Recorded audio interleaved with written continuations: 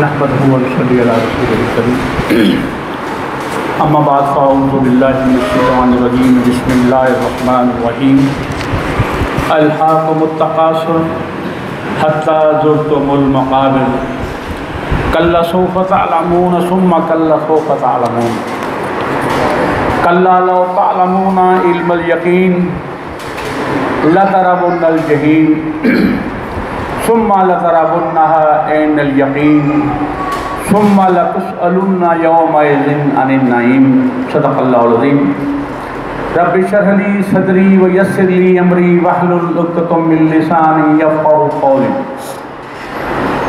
ان اللہ وملائکتہ یصلون علی النبی یا ایھا الذین آمنوا صلوا علیہ وسلموا تسلیما اللہم صلی علی محمد وعلی آل محمد کما صلیت علی ابراہیم وعلی آل ابراہیم انکا حمید مجید اللہم بارک علی محمد وعلی آل محمد کما بارکت علی ابراہیم وعلی آل ابراہیم انکا حمید مجید رب زدنی علما رب زدنی علما رب زدنی علما میں نے آپ کے سامنے سورہ تکاثر تلاوت کرنے کا شرف حاصل کیا ہے۔ ترجمہ ہے کہ تم لوگوں کو زیادہ سے زیادہ ایک دوسرے سے بڑھ کر دنیا حاصل کرنے کی دھن نے غفلت میں مبتلا کر رکھا ہے، یہاں تک کہ تم اسی فکر میں لبے گور پہنچ جاتے ہو، یعنی قبر میں چلے جاتے ہو۔ ہرگز نہیں، ان قریب تم کو معلوم ہو جائے گا۔ پھر سن لو کہ ہرگز نہیں،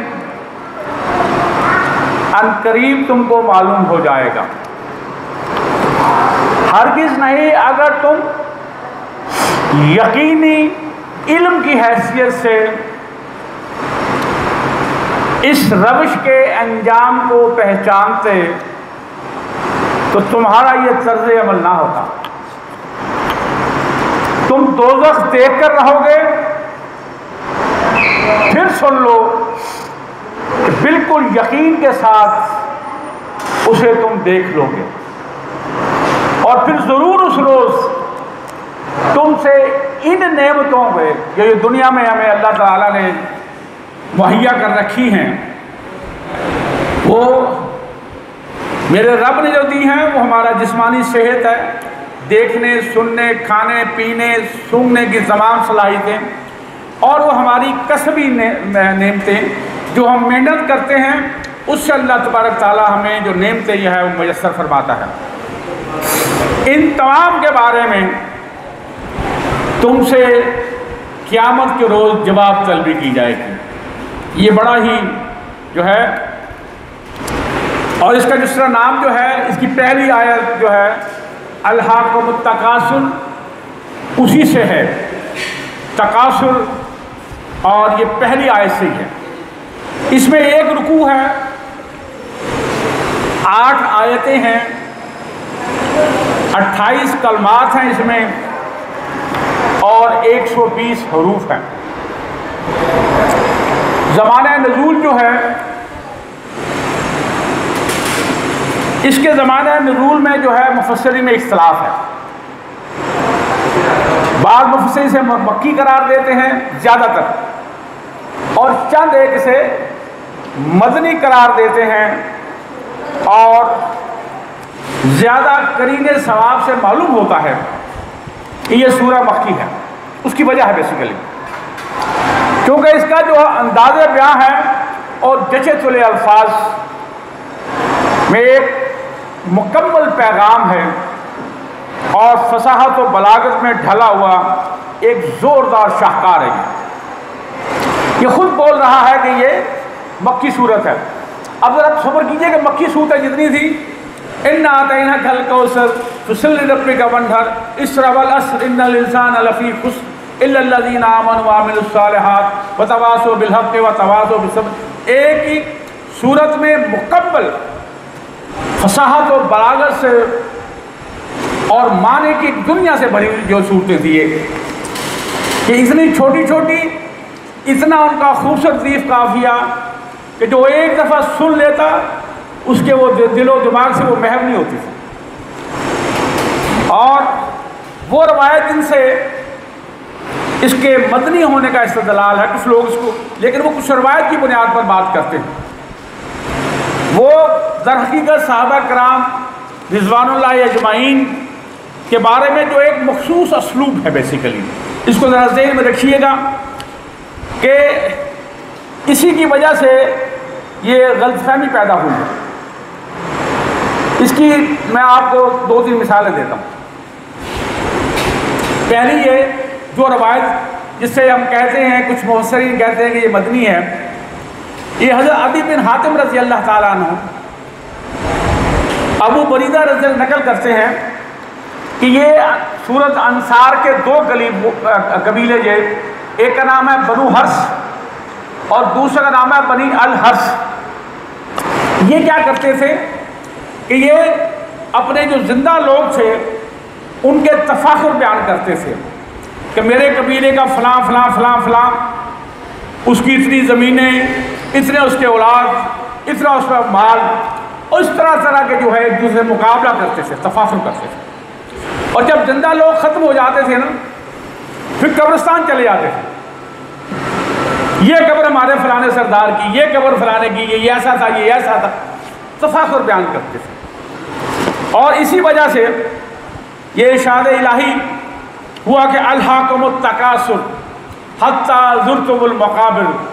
یہ جو تم جو ہے اتنے تفاخر بیان کرتے ہو، کبھی تم نے سوچا بھی ہے کہ یہ سب چیزیں یہاں رہ جانی ہیں، کہ تمہاری مال، اولاد، گھر، کوٹھیاں، باغ، زمینیں، کسی ایک چیز نے تمہارے ساتھ نہیں جانی جس میں تم فخر کرتے ہو. اگر تمہارے ساتھ کوئی چیز جانی ہے وہ تمہارے اعمال ہیں، یہ تمہارے ساتھ جانے ہیں. اور اسی کی بنیاد پر جب ہم نے اٹھنا ہے، میزان لگنی ہے، حساب کتاب ہونا ہے، اسی کی بنیاد پر ہم نے کامیاب ہونا ہے یا فیل ہو جانا ہے. اس کا ہم احساس ہی نہیں کرتے. دوسرا جو ہے وہ حضرت انس بن مالک رضی اللہ تعالیٰ عنہ، تو یہ بھی مدینہ میں مسلمان ہوئے تھے. اور اسی کو امام بخاری اور ابن جریر رحمہ اللہ نے حضرت عبی بن کعب، یہ بھی مدینہ میں مسلمان ہوئے تھے، یہ قول نقل کیا کہ ہم رسول اللہ صلی اللہ علیہ وسلم کے ارشاد مبارک کو یہ سمجھتے تھے یہ کوئی قرآن کا حصہ ہے. وہ بڑی مشہور حدیث پاک ہے کہ آپ صلی اللہ علیہ وسلم ارشاد فرمایا کہ اگر آدم ذات کے پاس 2 وادیاں بھرا ہوا مال ہو تو یہ تیسرے کی خواہش کرے گا. یعنی کہ یہ انسان کی خواہش میں شامل ہے کہ وہ ایک جگہ ٹکتا ہی نہیں ہے، وہ آگے سے آگے مال و زر کے حصول کے لیے بڑھتا چلا جاتا ہے، بڑھتا چلا جاتا ہے.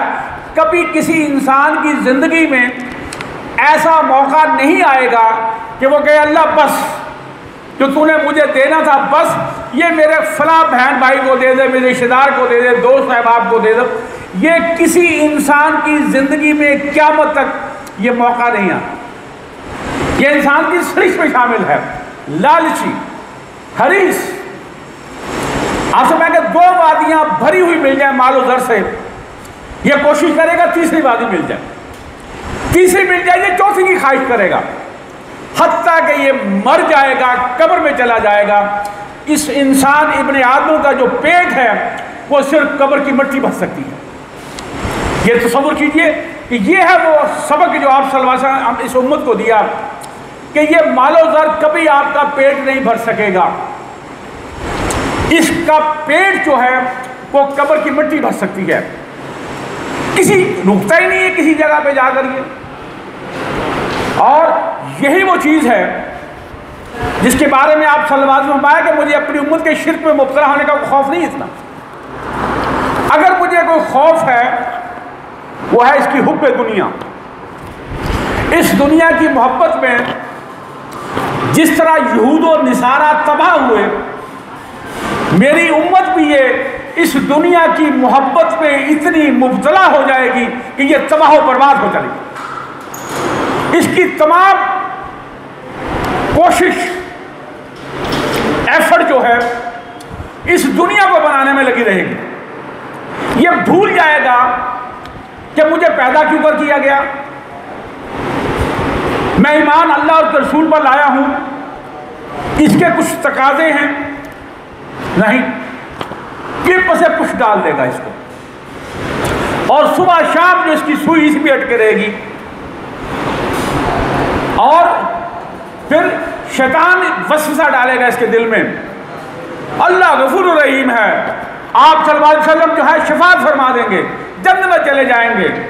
مسلمانوں نے کلمہ گو نے ایک وقت اپنا عذاب کا مزہ چکھ کر آخر کا جنت میں جانا ہے۔ او اللہ کے بندو، اللہ ظالم نہیں ہے، اللہ انتہائی انصاف پسند ہے۔ یہ کیسے ہو سکتا ہے میں میرے جیسا ایک گناہ گار شخص اور حاجی صاحب جیسا ایک نیک شخص، اللہ دونوں کو ایک پلڑے میں ڈال دے؟ ایسا نہیں ہو سکتا۔ میں نماز نہ پڑھوں تو لیٹ کر کے پڑھوں، قضا کر کے پڑھوں، جب نہ پڑھوں، روزے نہ رکھوں، کبھی رکھ لوں کبھی چھوڑ دوں، حقوق اللہ حقوق العباد کی میں دھجیاں اڑا دوں، اور دوسری طرف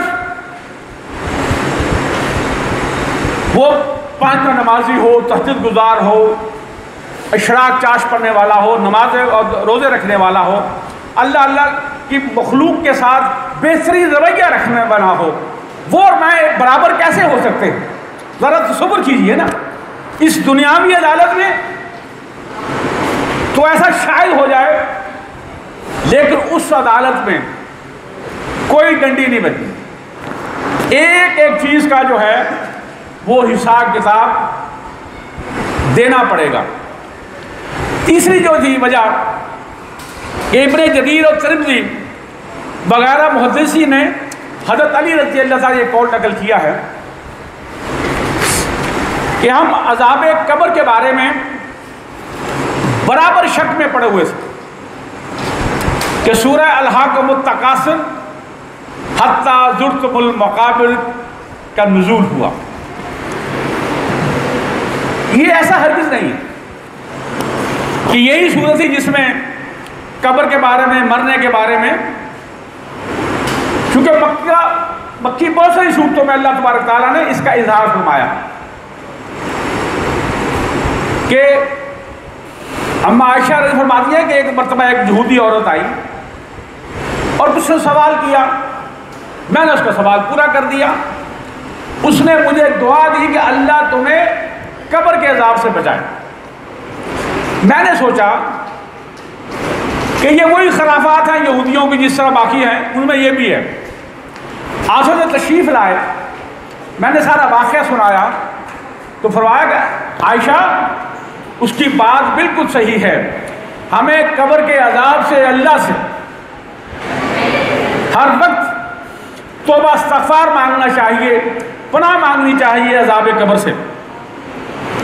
اسی طرح حضرت براء بن عازب رضی اللہ تعالیٰ عنہ روایت کرتے ہیں کہ آپ صلی اللہ علیہ وسلم ایک مرتبہ کسی انصاری صحابی کے جنازے میں گئے، ابھی قبر تیار نہیں ہوئی تھی، تو آپ صلی اللہ علیہ وسلم نے ایک ہاتھ میں کوئی لکڑی کا ٹکڑا تھا، وہ زمین پر یوں پھیرے چلے جا رہے تھے، اور ہم لوگ بالکل خاموش بیٹھے تھے کہ جیسے ہمارے سروں پر کوئی پرندہ بیٹھا۔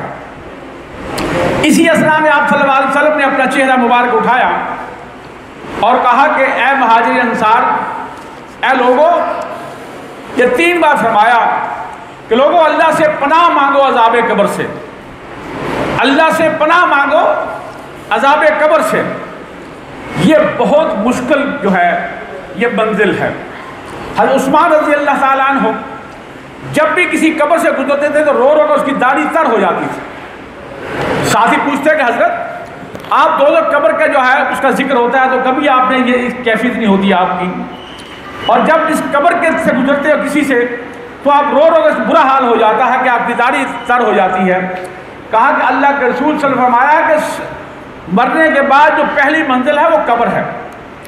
جس کی یہ منزل آسان ہوگی اس کی تمام منازل اگلی آسان ہو جائیں گی. تو لہذا ہم سب مسلمانوں کو یہ ذہن نشین کر لینی چاہیے کہ مرنے کے بعد جو پہلی منزل ہے وہ قبر کی ہے. اور ہر ذی روح نے کل نفس ذائقۃ الموت، ہر ایک ذی روح نے موت کا مزہ چکھنا ہے. انک میت و انہم میتون، یہ اللہ تبارک تعالیٰ نے آپ صلی اللہ علیہ وسلم فرمایا کہ اے میرے پیارے محبوب آپ نے بھی مرنا ہے اور تمام لوگوں نے مرنا ہے. اس لیے یہ ایک مسلمہ حقیقت ہے کہ ہر ذی روح نے موت کا مزہ چکھنا ہے. تو لہذا یہ تقاضا کرتی ہے یہ چیز کہ ہر لمحے ہر آن ہمارے ذہن میں یہ چیز موجود ہونی چاہیے کہ اللہ نے ہمیں زمین پر کیوں بھیجا ہے، پیدا کیوں کیا ہے، اور ہم نے مر جانا ہے، ہم نے قبر میں چلے جانا ہے.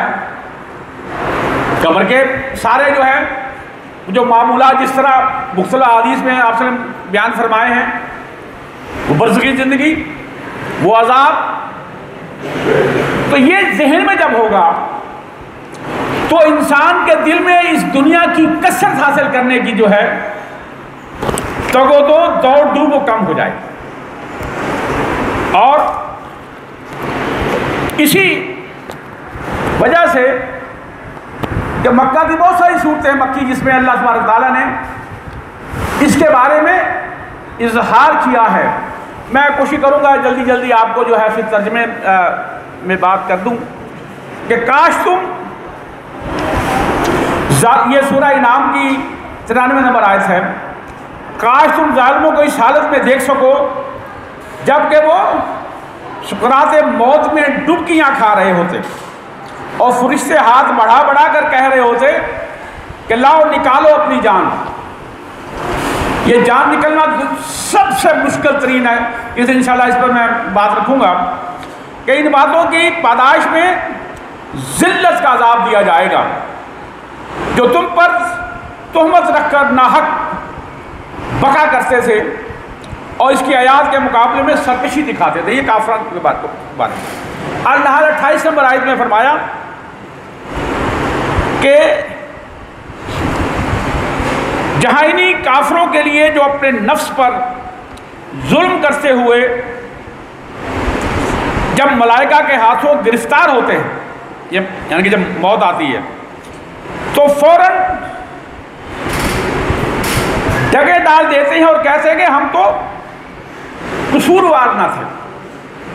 لیکن پھر ان کی جان کنی ہوتی ہے اور جس طرح کافر کی جان نکلتی ہے نا، بالکل ایسے ہوتا ہے جیسے بھیگی روئی آپ نے دیکھی ہوگی جو سمجھتے ہوں، اس میں سے کوئی کنڈا نکال کے یوں کھینچا جائے، اس کے تمام جو ہے فائبر کو کٹتے چلے جاتے ہیں. بڑا مشکل ہوتا ہے.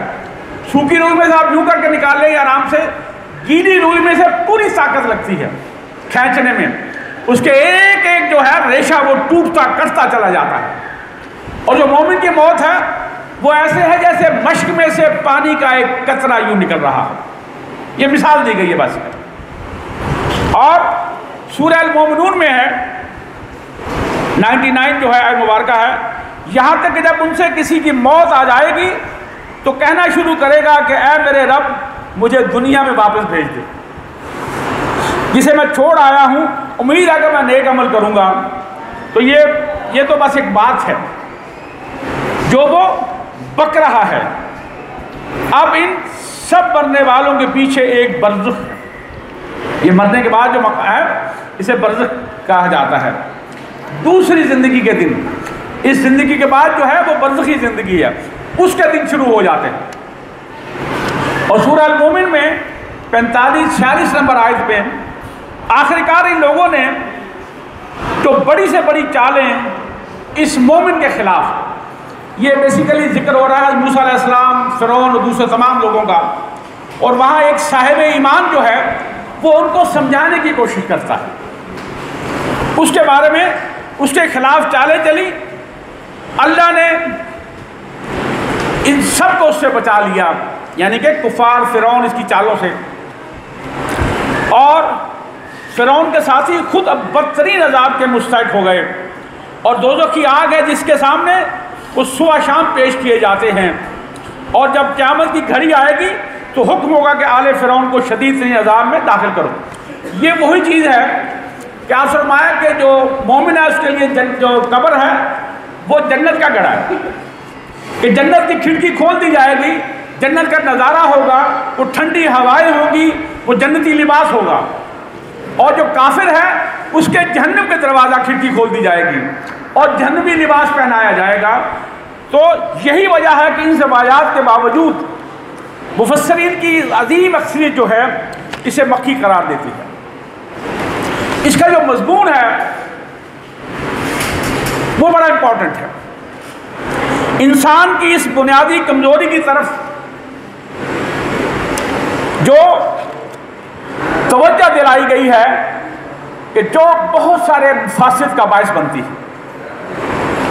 وہ کمزوری یہ ہے کہ انسان بنیادی طور پر ہر چیز میں تکاثر کا خواہش مند ہے، زیادہ سے زیادہ اس کا خواہش مند ہے، اور اس طرح توجہ دلاتے ہوئے آپ صلی اللہ علیہ وسلم نے ارشاد فرمایا، یہ وہی حدیث یا اگر آدم ذات کو 2 وادیاں مال و زر سے بھری مل جائیں یہ تیسری کی خواہش کرے گا، حتیٰ کہ یہ قبر کی مٹی اس کا پیٹ بھر سکتی ہے اور کوئی اس کا پیٹ نہیں بھر سکتی، اور اس تکاثر کا کوئی میدان نہیں۔ میں آپ کو اس مثالیں دینا چاہتا ہوں کہ انسان مال و دولت میں کثرت کا خواہش مند ہے کہ میں سب سے امیر ترین ہوتا چلا جاؤں، نمبر 1۔ دوسرا یہ کہ مجھے عہدہ اور اقتدار ملے اور میں سب سے بڑھ کر ہو جاؤں۔ تیسرا یہ کہ اولاد کی کثرت چاہتا ہے کہ میں دوسروں کو اپنی قوت و طاقت کا اظہار کر سکوں۔ چوتھا یہ کہ معیار زندگی کی مسابقت وہ سب کو پیچھے چھوڑ دینا چاہتا ہے۔ اس کی پانچویں یہ اس کی خواہش ہوتی ہے کہ کاروباری میدان میں کوئی اس کا حریف نہ ہو، اور اسے اس پر غور کرنے کی توفیق ہی نہیں ہوتی کہ آگے ایک یقینی مرحلہ حساب و کتاب اور جزا و سزا کا بھی آنے والا ہے۔ اس کثرت کی خواہش نے اس کو زندگی کے حسن اور صفات کے کمال سے محروم کر دیا ہے۔ کاش اسے معلوم ہوتا کہ جن نعمتوں پر وہ جان دے رہا ہے وہ اس کے لیے سامان آزمائش ہیں۔ یہ انشاءاللہ آخر میں بتاؤں گا کہ ہر جو نعمت اس دنیا میں انسان کو ملتی ہے، مال و زر کی حیثیت میں، اولاد کی حیثیت میں، اور تمام عہدہ اقتدار کی حیثیت میں، ان سب کی آزمائش ہے۔ اللہ یہ پوچھے گا یہ مال کہاں سے کمایا، کیسے کمایا، کہاں خرچ کیا، کیسے خرچ کیا؟ یہ آل اولاد پر فخری کرتے رہے کہ اسے تعلیم و تربیت بھی دی نہیں، اسے دنیا کے بندے بنا دیا کہ اللہ کے بندے بننے پر مجبور کیا۔ یہ وہ تمام چیزیں ہیں جو پوچھی جائیں گی، اور لیکن اسے اگر یقین ہوتا کہ میں نے مرنا ہے،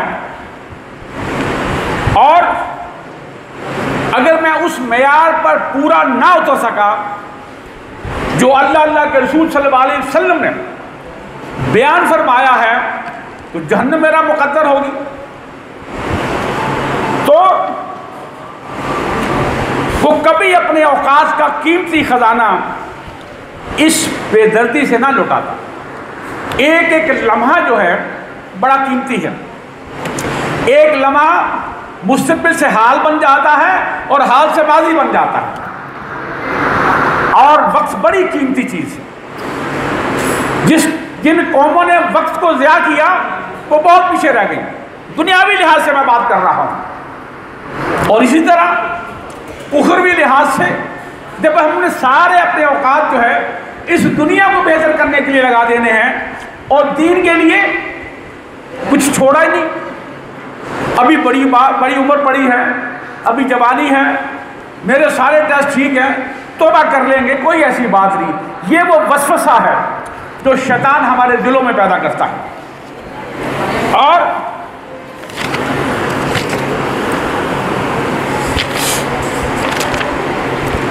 اب ہم چلتے ہیں, میں اس کے تمہید میں سارا وقت گزر گیا. اب میں کوشش کروں گا کہ اس کو تھوڑی سی اگر بچ جائے تو انشاءاللہ کل اس کو مکمل کر لیں گے. وقار صاحب, تو پہلی آیت مبارکہ ہے الہاکم التکاثر حتی زرتم المقابر. تم لوگوں کو زیادہ سے زیادہ ایک دوسرے بڑھ کر دنیا حاصل کرنے کی دھن نے غفلت میں ڈال رکھا ہے, یہاں تک کہ اسی فکر میں تم لبے گور پہنچ جاتے ہیں. میں نے کافی حد تک اس کا احاطہ کر لیا ہے, لیکن پھر بھی میں تھوڑا سا بتانا یہ چاہتا ہوں. اس میں الہاکم التکاثر جو ہے فرمایا گیا, جس کے معنی ہے اتنی وسعت ہے کہ پوری عبارت میں اس کو ادا نہیں کیا جا سکتا. یہ ایک بہت ساری چیزیں ایسی ہیں جو اللہ تبارک تعالیٰ نے فرمائی ہیں کہ اِنَّا أَعْطَيْنَاكَ الْكَوْثَرَ. وہ کوثر جو ہے ہم سینکڑوں گھنٹے اس پر بول سکیں تو شاید اس کا جو مقصد و مطلب ہے وہ ہم پورا نہ ادا کر سکیں. اسی طرح یہ بھی جو ہے الہاکم لہو سے ہے اور جس کے اصلی معنی ہے غفلت کے. لیکن عربی زبان میں ہر اس شغل کو لہو کہا جاتا ہے جس کے آدمی اس میں اتنی دلچسپی لے لے, اس میں اتنا غرق ہو جائے اور اتنا اس میں منہمک ہو جائے کہ اسے یہ احساس ہی نہ ہو کہ میرا دنیا میں آنے کا مقصد کیا. یہ ہے وہ لہو, وہ غفلت کہ اس میں اتنے گم ہو جاؤ, انہماک اتنا کر جاؤ کہ تمہیں یہ معلوم ہی نہ رہ جائے کہ اس دنیا میں کیوں کر آئے. اور وہ انہماک کیا ہے؟ اس دنیا کے لیے صبح دوپہر شام رات ایفرٹ کرنا, کوشش کرنا, اور یہ بھول جاؤ کہ میں دنیا میں آیا کیوں کر تھا. اور اس مادے سے الہاکم کا لفظ جو ہے بولا جائے گا تو اس کا یہ مطلب ہوگا کہ کسی لہو نے تم کو اپنے اندر اتنا مشغول کر لیا ہے کہ تمہیں کسی اور چیز کا جو اس سے اہم تر ہے ہوش باقی نہ رہا, اور اسی دھن پر تم پر سوار ہے اور اسی فکر میں تم لگے ہوئے, اور اسی انہماک نے تمہیں بالکل غافل کر کے رکھ دیا. اور تکاثر جو ہے وہ کثرت سے ہے. اس کے 3 معنی ہیں. ایک یہ کہ آدمی زیادہ سے زیادہ کثرت حاصل کرنے کی کوشش کرے, چلو اتنا بھی ہو جائے تو بڑی بات ہے, لیکن یہ ایک اگلے درجے پہ چلا جاتا ہے. کہ دوسرا یہ کہ لوگ کثرت کے حصول میں ایک دوسرے سے بڑھ جانے کی کوشش کرتے ہیں. ٹھیک, یہ وہ مقابلہ کرتے ہیں. اس کی ایک منزل اسے دوسری بنا لی, میں بھی دوسری بنا لوں, تیسری بنا لوں, گاڑی چھوٹی ہے بڑی لے لوں. تو یہ وہ مقابلہ ہے اس پر جو ہے, چلو یہاں تک بھی رہ جائے چلو کچھ, لیکن یہ تیسرے درجے میں پہنچ جاتا ہے. پھر یہ لوگ کثرت کے حصول میں ایک دوسرے پر فخر کرتے ہیں, اور یہی جو ہے وہ کثرت ہے. تو لہذا الہاکم التکاثر کے معنی ہوئے تکاثر نے تمہیں اپنے اندر مشغول کر لیا ہے اور اس کی دھن نے تمہیں اس سے اہم تر چیزوں سے غافل کر دیا ہے. اس فکرے میں یہ تصریح نہیں کی گئی کہ وہ تکاثر ہے کیا, وہ غفلت ہے کیا. یہ کاری پر چھوڑ دیا گیا, اس کے ذہن پر چھوڑ دیا گیا. اور تکاثر میں کس چیز کی کثرت؟ ہر چیز کی کثرت ہے. اس کا میں نے ذکر کیا, وہ اولاد کی, وہ مال کی, وہ اقتدار کی, اس کی کوئی لمٹ نہیں ہے بیسیکلی. اور تکاثر کے مفہوم میں بھی بڑی وسعت پائی جاتی ہے، کثرت، یہ کثرت کا صیغہ، اور الحاق کے مخاطب میں بھی محدود نہیں ہے، لہذا یہ دونوں جب مل جاتے ہیں الحاق و تکاثر تو اس کے معنی جو ہیں بہت بڑھ جاتے ہیں، بڑی اس کی معنی میں وسعت آ جاتی ہے۔ میں آپ کو ایک واقعہ سنانا چاہتا ہوں۔ یہ جرمن کا ایک نو مسلم تھا، اس کا نام تو اسد تھا، ویسے اسے علامہ اسد بھی کہتے ہیں، اور اس کا جو نام اصل تھا وہ تھا لیوپولڈ۔ یہ جرمن تھا اور صحافی تھا، اور یہ اور اس کی بیوی جو ہے نا، بعض حالات کی بنیاد پر یہ اسلام کے بڑے قریب تھے، تجسس تھا انہیں، چنانچہ انہوں نے کئی بار عرب ممالک کا، یہ برصغیر تقسیم سے پہلے کا واقعہ، 1947 سے پہلے کا، وہ کئی بار عرب میں آئے اور مختلف لوگوں سے میل ملاقات کرتے تھے، اور انہوں نے یہ معلوم ہوا اپنے اس جرمنی میں بھی اور یہاں بھی جس جس ممالک میں گئے کہ ایسا جو ہے کہ ہر انسان جو ہے وہ پریشانی کا شکار ہے، جسے دیکھو محسوس ہوتا ہے کہ اس کے چہرے پر پریشانی ہے، اور اس نے اپنے یہ گمان اپنی بیوی کے سامنے رکھا کہ میں یہ دیکھ رہا ہوں کہ ہمارے وہاں دیکھ لو تو ہر بندہ پریشان ہے، یہاں دیکھو ہر بندہ پریشان ہے، اس کا سبب کیا ہے؟ لیکن یہ عقدہ ان کے لیے روز بروز حل نہیں ہو پا رہا تھا کہ اچانک لیوپولڈ نے اپنی بیوی سے کہا کہ میں نے اس راز کو پا لیا، اور اس انکشاف کی وجہ سے میں اس نتیجے پہنچا ہوں کہ قرآن کریم کی جو اللہ کی کتاب ہے، اسلام ایک سچا دین ہے۔ اور بیوی نے حیران ہو کر پوچھا کہ یہ آپ کیا کہہ رہے ہیں؟ تو لیوپولڈ نے کہا کہ قرآن کا ایک نسخہ میرے ہاتھ آیا،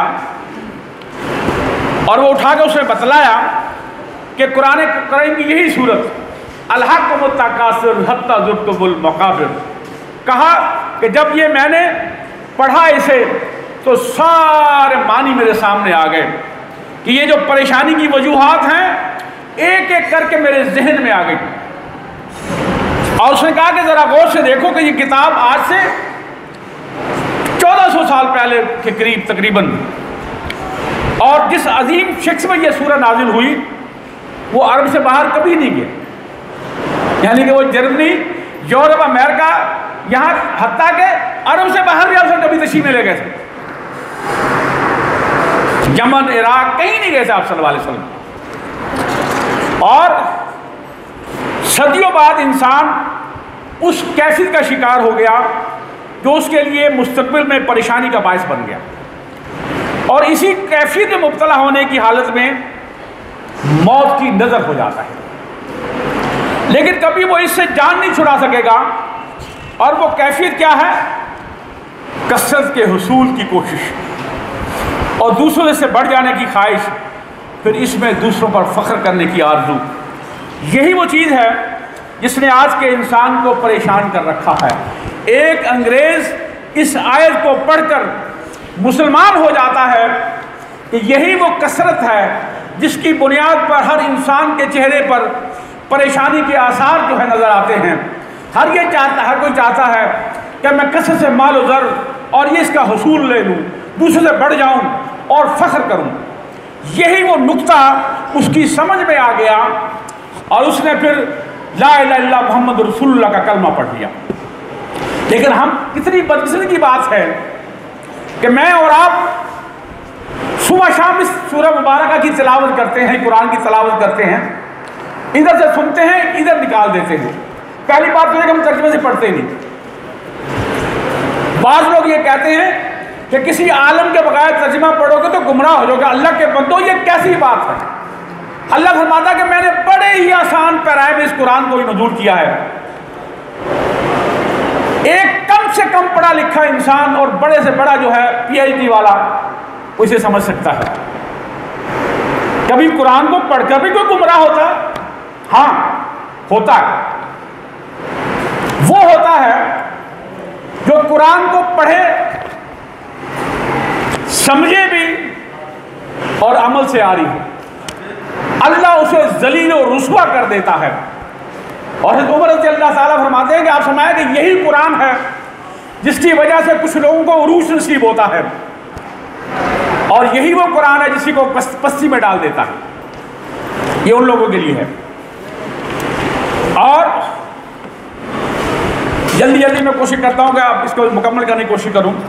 کلا سوف تعلمون ثم کلا سوف تعلمون، اور ہرگز نہیں ان قریب تمہیں معلوم ہو جائے گا، پھر سن لو ہرگز نہیں ان قریب تمہیں معلوم ہو جائے گا۔ یہ اللہ فرما رہے ہیں کہ یہ تم آج جو ٹھیک ہے تم اب گم ہو گئے اس دنیا میں کثرت کے حصول کے لیے، لیکن کل کو تمہیں مرنا ہے۔ جب آئے گا نا اس میں پھر تو سارا روز روشن کی طرح آیا ہو جائے گا۔ کلا لو تعلمون علم الیقین، ہرگز نہیں اگر تم یقین علم کی حیثیت سے اس روش کے انجام کو جانتے ہوتے تو تمہارا یہ طرز عمل نہ ہوتا۔ لَتَرَوُنَّ الْجَحِيمَ ثُمَّ لَتَرَوُنَّهَا عَيْنَ الْيَقِينِ، پھر سن لو تم بالکل یقین کے ساتھ اس کو دیکھ لو گے۔ اس میں دو کیٹیگریاں آ گئی، ایک علم الیقین، ایک عین الیقین۔ دیکھیے یقین کی تین قسمیں، تین درجات ہیں۔ ایک ہے علم الیقین، دوسرا ہے عین الیقین، تیسرا ہے حق الیقین۔ یہ اللہ تبارک تعالیٰ اپنے نبیوں اور رسولوں کو اس مقام پر پہنچاتا ہے۔ علم یقین یہ ہوتا ہے کہ جیسے مجھے پتہ چلے علم کی بنیاد پر کہ آگ کا شعلہ پیلا ہوتا ہے اور اس پر کوئی دھواں بھی ہوتا ہے کالے رنگ کا، یہ ہے علم، علم الیقین۔ جب میں اس آگ کے شعلے کو دیکھ لوں گا اپنی آنکھ سے، یہ ہے عین الیقین۔ تیسری کیفیت ہے کہ جب مجھے یہ بھی معلوم ہے کہ اس کا شعلہ پیلا ہے، یہ گرم ہے، یہ جلانے کا کام آتی ہے، میں اپنی انگلی اس میں ڈالتا ہوں تو وہ جلاتی ہے، فوراً میں پیچھے کر لیتا ہوں، یہ ہے حق الیقین۔ یہ تین کیفیتیں جو اللہ تبارک تعالیٰ نے قرآن میں جگہ جگہ یہ فرمائی ہیں۔ علم یقین یہی ہے قرآن کی بنیاد پر پڑھ کے ہمیں جو علم حاصل ہوتا ہے، یہ علم یقین ہے۔ اور جب ہم اپنی آنکھوں سے دیکھیں گے برزخ میں اور وہ جہنم کو، وہ عین یقین ہے، اور جب اس میں ڈال دیا جائے گا اللہ نہ کرے تو یہ ہوگا وہ حق الیقین۔ تو آخری بات، ثم لتسألن یومئذ عن النعیم، پھر ضرور تم سے ان نعمتوں کے بارے میں جواب طلبی کی جائے گی۔ دیکھیے اس دنیا میں جتنی ہمیں نعمتیں ملی ہیں اللہ کی جانب سے دی ہوئی، یہ جسم، یہ عقل، یہ آنکھ، یہ کان، یہ ناک، یہ تمام چیزیں، چکھنے کی تمام صلاحیتیں، یہ اس کا بھی امتحان ہونا ہے، اس کی بھی جواب طلبی ہونی ہے کہ تم نے آنکھ کو کیسے استعمال کیا، کان کو کیسے استعمال کیا، اس زبان کو کیسے استعمال کیا، حلال چیزوں کو دیکھا کہ حرام چیزوں کو دیکھا، حلال چیزیں سنی کہ حرام چیزیں سنی، اس زبان سے اچھی بات کی کہ بری بات کی۔ اس زبان کی وجہ سے حضرت انس بن مالک رضی اللہ عنہ فرماتے ہیں، فرمایا کہ دو چیزوں کی ضمانت دے دو، ایک جبڑے کے درمیان زبان اور ٹانگوں کے درمیان شرمگاہ، جنت لے لو۔ اس لیے اس کی بڑی اہمیت ہے، اس لیے پہلے سوچنا چاہیے، تولنا چاہیے، پھر بولنا چاہیے۔ جب ہم بول دیتے ہیں تو پھر یہ کمان سے تیر نکل جاتا ہے، یہ واپس نہیں ہو سکتا۔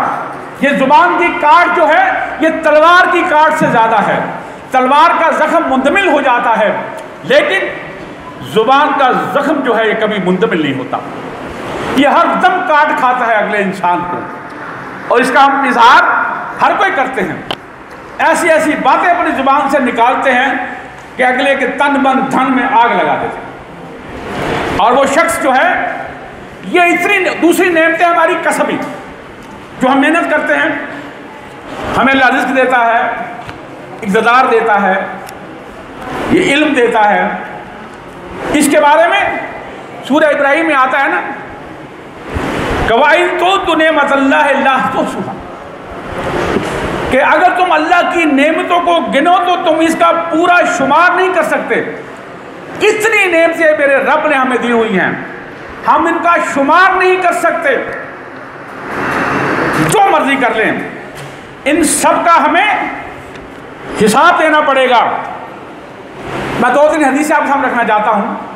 حضرت جابر عبداللہ رضی اللہ عنہ فرماتے ہیں کہ آپ صلی اللہ علیہ وسلم ہمارے گھر تشریف لائے، میں نے کھجوریں کھلائیں، ٹھنڈا پانی پلایا. اللہ کے نبی نے فرمایا کہ جابر یہ وہ نعمتیں ہیں جن کا میرا رب قیامت والے دن حساب لے گا، کہ میرا بندہ اس پر جو ہے اللہ کا شکر ادا کرتا ہے کہ نہیں. ہر نعمت پر ہر کھانے کے بعد اللہ کا شکر ادا کرنا چاہیے. اور دوسرا حضرت ابو ہریرہ رضی اللہ تعالیٰ عنہ روایت کرتے ہیں، ابو حیثم بن عطیان انصاری صحابی، کہ آپ صلی اللہ علیہ وسلم اپنے گھر سے نکلے، باہر تشریف لائے تو کیا دیکھتے ہیں کہ حضرت ابو بکر صدیق رضی اللہ تعالیٰ عنہ اور حضرت عمر فاروق رضی اللہ عنہ باہر کھڑے ہیں. آپ سے فرمایا کہ ابو بکر عمر تم کیسے؟ کہا کہ اللہ کے رسول بھوک بڑی لگی تھی. آپ سے فرمایا کہ خدا کی قسم جس کے قبضے میں میری جان ہے مجھے بھی بھوک نے ستایا تو گھر سے باہر نکلا ہوں. آؤ ابو الحسن انصاری کے گھر چلتے ہیں. ان کے گھر گئے تو وہ ان کی بیوی گھر میں تھی اور خامن ساتھ ہی باغ میں جو ہے وہ کھجوریں توڑ رہا تھا. انہوں نے پوچھا کہ کہاں ہے ابو الحسن؟ تو کہا کہ اللہ کے رسول وہ ابھی باغ میں ابھی آ جاتا ہے. اور اس نے آپ سے ان کی آواز سنی تو دوڑا چلا آیا اور آتے ہوئے وہ کھجور کے خوشے وہ کار لایا، اس میں کچی پکی ساری کھجوریں. پھر ٹھنڈا پانی بھی لے آیا اور وہ بکری ذبح کرنے اٹھا تو آپ سے میں کرنے کو دودھ دے لے، بکری ذبح نہ کرنا. اس کا اس نے گوشت بنایا. اللہ کے رسول صلی اللہ علیہ وسلم نے کھجوریں بھی نوش فرمائیں، ٹھنڈا پانی بھی کیا، وہ گوشت بھی. اور فرمایا کہ اے لوگوں تم فاقہ زدہ تھے، یعنی کہ تم بھوکے تھے، اللہ نے تمہیں یہ ٹھنڈی میٹھی کھجوریں بھی دی، ٹھنڈا پانی بھی دیا اور یہ گوشت بھی دیا کہ تمہارا پیٹ بھر گیا. اب یہ تقاضا کرتا ہے کہ تم اس کا اللہ کا شکر ادا کرو. اور ایک اور روایت ہے جو حضرت ابن ابی حاتم جو ہے، عدی بن حاتم بھی نے کہتے ہیں اور اکثر لوگ اب ابن حاتم سے گزارا کر لیتے ہیں، اور کہ یہ حضرت ابو ایوب انصاری سیم ایسا ہی واقع ہے. آپ صلی اللہ علیہ وسلم ابو بکر صدیق رضی اللہ اور عمر رضی اللہ عنہ ان کے گھر کے ساتھ ہی تھا، مسجد نبی کے بالکل ساتھ گھر حضرت ابو ایوب انصاری رضی اللہ تعالیٰ عنہ کو تھا. اور گئے تو انہوں نے اس طرح اپنے وہ کھجوریں بھی لے آیا، بکری ذبح کی، آدھا گوشت بھون لیا، آدھا کا سالن بنا لیا. اور جب آپ سب کھانے لگے نا، آپ سب نے ایک روٹی پر چند بوٹیاں رکھی، کہا کہ جی میری بیٹی فاطمہ کو دے آؤ، 3 دن سے کچھ کھایا نہیں ہے. ذرا تصور کیجئے آپ سلم کی وہ لاڈلی بیٹی 3 دن سے بھوکی ہے اور ایک روٹی پر چند بوٹیاں رکھ کر اس کے پاس بھیجتے ہیں اور بعد میں فرماتے ہیں کہ یہ وہ ساری نعمتیں ہیں میرے رب کی، یہ میٹھی کھجوریں، یہ ٹھنڈا پانی، یہ گوشت، ان سب کے بارے میں اللہ تبارک تعالیٰ حساب لے گا. ثم لتسألن یومئذ عن النعیم، کہ ضرور تم سے ان نعمتوں کے بارے میں جواب طلبی کی جائے گی اور یہ پوچھا جائے گا. دیکھیے یہ دنیا ہے نا، اس کے بارے میں ہم جو ہے قرآن جو کہتا ہے نا کہ وَمَا الْحَيَاةُ الدُّنْيَا إِلَّا مَتَاعٌ غُرُورٌ، یہ دھوکے کا سامان ہے. کہیں قرآن کہتا ہے کہ وَمَا الْحَيَاةُ الدُّنْيَا إِلَّا لَعِبٌ وَلَهْوٌ، یہ کھیل تماشا ہے، کچھ بھی نہیں ہے دنیا، یہ ختم ہو جانے والی ہے. اور حدیث آپ رکھنا چاہتا ہوں، حضرت عبداللہ بن شخیر رضی اللہ تعالیٰ عنہ کہتے ہیں میں ایک دو آپ سے تشریف گیا، آپ صلی اللہ علیہ وسلم الحاکم التکاثر تلاوت فرما رہے تھے. کہا کہ عبداللہ ابن آدم کہتا ہے کہ میرا مال میرا مال میرا مال، اس کا مال وہی ہے جو اس نے کھا لیا، ہضم کر لیا، پہن لیا، پوشیدہ کر لیا یا صدقہ کر کے آگے بھیج دیا، یہ ہے اس کا مال، باقی کوئی اس کا مال نہیں ہے. اور اسی طرح حضرت سعد بن سعد رضی اللہ روایت کرتے ہیں، اللہ کے رسول نے فرمایا کہ اگر اللہ تعالیٰ کے نزدیک دنیا کی حقیقت ایک مچھر کے پر کے برابر ہوتی تو خدا کی قسم کسی کافر کو پانی کا ایک گھونٹ بھی نصیب نہ ہوتا. اللہ کے نزدیک اس دنیا کی حیثیت جو ہے ایک بچہ کے برابر بھی نہیں ہے. ایک تو آج تشریف لے کے آ رہے تھے کہ راستے میں بکری کا بچہ مرا ہوا تھا. آج میں کون ہے جو اسے ایک درہم میں خریدے؟ تو صاحب ہے لگزوری مرا ہوا بچہ اور وہ بھی کیڑے زدہ. تو اللہ آپ سے فرمایا کہ اللہ کے نزدیک اس دنیا کی حیثیت اس مرے ہوئے بکری کے بچے جتنی بھی نہیں. اور آج ہم ہیں اور حضرت انس بن مالک رضی اللہ روایت کرتے ہیں کہ اللہ کے رسول فرمایا کہ ابن آدم بوڑھا ہو جاتا. دو چیزیں نہیں بری ہوتی، ایک حرص اور دوسری امید. اصل میں انسان کے جو مال ہے نا، جب انسان مرتا ہے نا اس کے ساتھ اس کے اہل، مال اور اعمال جاتے ہیں. دو چیزیں واپس آ جاتی ہیں، ایک سے ساتھ رہتی ہے، یعنی کہ اس کے رشتہ دار اور مال سارا واپس آ جاتا ہے، اعمال ساتھ جاتے ہیں. اسی کی بنیاد پر قبر میں بھی اور پھر اس کے بعد اس کے حشر کے مقام پر یہی وہ کامیابی اور ناکامی کا ذریعہ ہوں. تو لہٰذا ایک اور حدیث پاک ہے اس میں آپ فرمایا کہ 5 چیزوں کو 5 سے پہلے غنیمت جانو. اپنی جوانی کو بڑھاپے سے پہلے، اپنی صحت کو بیماری سے پہلے، اپنی فرصت کو مشغول ہونے سے پہلے، اپنی تمنگری کو محتاجی سے پہلے، اور اپنی زندگی کو موت سے پہلے. اللہ تعالیٰ سے دعا ہے کہ اللہ تعالیٰ ہمیں اس قرآن کو پڑھنے سمجھنے عمل کرنے کی توفیق عطا فرمائے. اور آپ سن اسوہ حسنہ اس پر ایک ایک لفظ حق و سچ ہے، ہمارے لیے حجت ہے، عمل کرنے کی توفیق عطا فرمائے. آپ سن صحابہ صحابیات جو روشنی کے مینار ہیں ان کی زندگی کو مطالعہ کرنے کی توفیق عطا فرمائے. جزاک اللہ. آسم جزا وما الینا البلاغ المبین.